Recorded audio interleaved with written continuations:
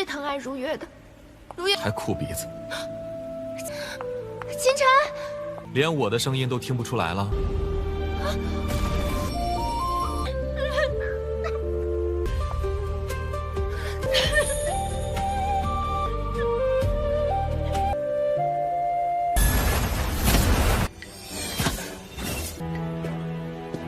明天我再来。说什么来着？这禁制比300年前增强了许。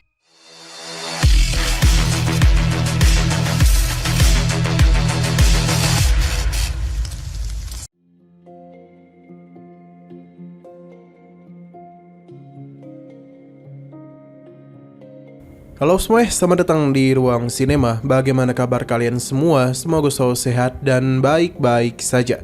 Sesuai jadwal, jadi pada hari ini kita akan kembali melanjutkan series Donghua Martial Master episode terbaru, yang mana ini adalah episode yang ke-654-nya. Bagi yang baru bergabung dengan series ini, kita sudah sediakan playlistnya.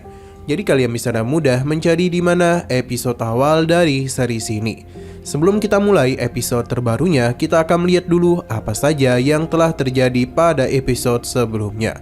Tepatnya pada episode 653. Kemarin Qingchen tengah mengawal Ji Hongchen untuk pergi ke area terlarang, di mana Dito harus segera mengambil token tersebut sebelum dia bisa pergi menemui Jiruyu. Karena itulah mereka pun membawanya ke sisi lain. Dan di saat jugalah Qingchen langsung menyerang Ji Hongchen. Meskipun dia sempat memberikan perlawanan, namun di hadapan Qingchen semua itu bukan apa-apa. Ia bisa dengan mudah membawanya masuk ke dalam plat giok miliknya tanpa sepengetahuan para penjaga lain. Di dalam sana, Qingchen tidaklah menduga kalau Ji Hongchen tidak memiliki segel pelindung jiwa yang memudahkan Qingchen untuk bisa masuk dan menjadikannya sebagai budaknya. Qingchen pun mengajak Ji Hongchen untuk mempertemukan dirinya dengan Jiruyu. Perjalanan pun kembali mereka lakukan, hingga akhirnya mereka pun sampai di sebuah gerbang dan mereka pun masuk ke dalam sana. Sekarang kita akan melanjutkan episode terbarunya. Kita masih berada di tempat Jiruyu, di mana terlihat dia itu tengah melamun sambil memikirkan Qingchen. Ia bahkan tidaklah sadar kalau air matanya terus berjatuhan. Di saat dia hendak tidur, saat itu jugalah Ji Hongchen bersama yang lainnya datang. Jiruyu pun sadar di mana ia sangatlah senang karena bibinya telah datang kemari. Namun ia merasa kalau kedatangan bibinya kemari pasti adalah untuk membujuknya lagi. Karena itulah Jiruyu memintanya untuk segera pergi. Sebab seberapa keras pun dia dibujuk, Jiruyu tetap pada keputusannya untuk tidak melakukan hal tersebut. Selain itu ia juga menyayangi bibinya, jadi dia itu tidak ingin berdebat dengannya. Qingchen pun mengejeknya karena Jiruyu itu sudah dewasa namun masih menangis. Mendengar suara dari Qingchen seketika saja membuat Jiruyu sadar kalau dia itu pasti ada di sini. Karena itulah dia pun mulai mencari keberadaannya.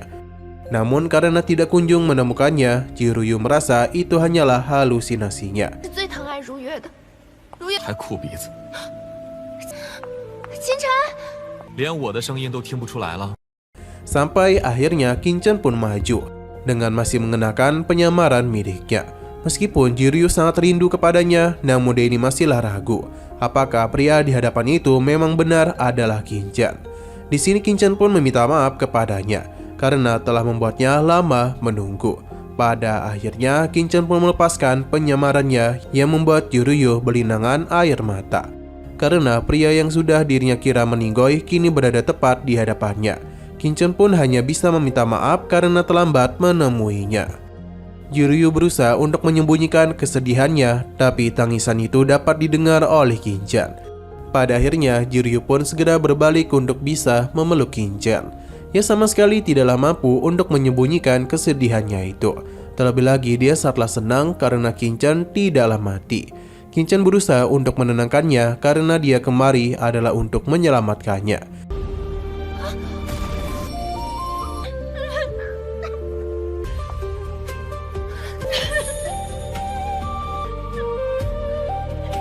Tapi Jiruyu ketika saja panik karena bagaimana bisa Qingchen masuk kemari.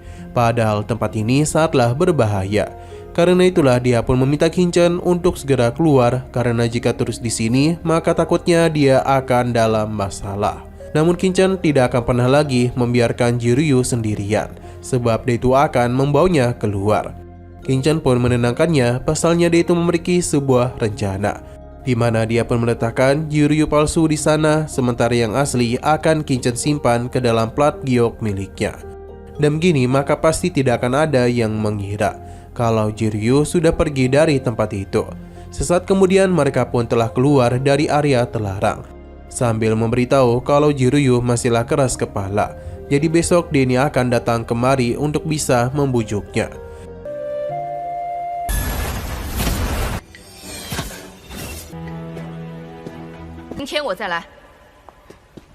Setelah mereka semua pergi, saat itulah Sui datang, di mana kedua penjaga memberitahunya kalau barusan ada Ji Hongchen yang telah masuk ke dalam area terlarang. Karena bagaimanapun Tetua Agung telah memberikan token perintah dari leluhur kepadanya. Selain itu Ji Hongchen juga masuk bersama dua penjaga. Mendengar hal itu membuat Sui merasa curiga akan satu hal. Karena itulah dia pun meminta mereka untuk segera membuka area terlarang. Sui bergegas untuk masuk karena ia tidak ingin hal yang dia pikirkan benar-benar terjadi. Meskipun di sana ada Jiryu, namun Sui tahu betul kalau ia bukanlah Jiryu yang asli. Dan saat ia membuka penyamarannya, ternyata itu adalah Raja Iblis Malam. Sui pun bergegas pergi untuk bisa mencegah kelompok Kinchan pergi.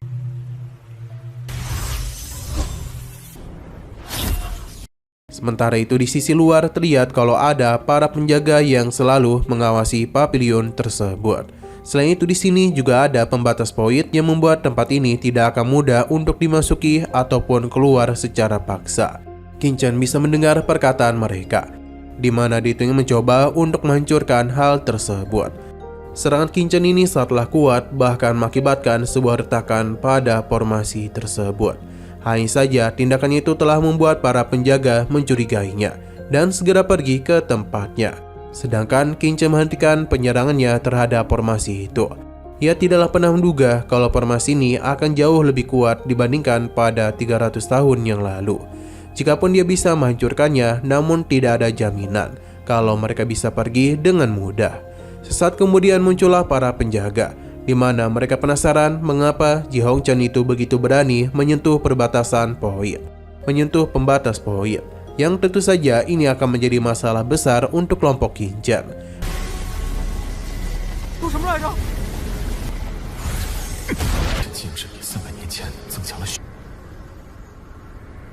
Namun sayang sekali lagi seru-serunya episodenya harus bersambung dulu. Tapi sebelum kita akhiri, seperti biasa kita akan melihat preview bagian selanjutnya. Kinchan mengeluarkan plat giok miliknya untuk bisa menyimpan Ji Hongchen. Tidak hanya itu, namun ia juga langsung mengeluarkan pedangnya, di mana Kinchan akan melakukan penyerangan untuk bisa mengatasi formasi poin. Tebasan yang telah Kinchan arahkan mengakibatkan ledakan besar pada formasi itu. Ini juga telah membuat semua orang di sana terkejut dengan apa yang barusan dia lakukan. Terlebih lagi, dampak dari serangan itu telah membuat mereka semua terpental.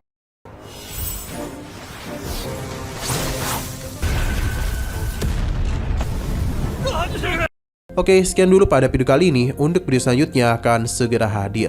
Jadi bagi kalian yang ingin mengikuti series ini, langsung saja klik subscribe dan aktifkan loncengnya. Terima kasih yang sudah menonton video sampai habis. Jika kalian suka pada video ini, klik like dan share ke teman-teman kalian tentang channel ini. Dan ditunggu aja kelanjutannya. Oke, sampai jumpa di video selanjutnya.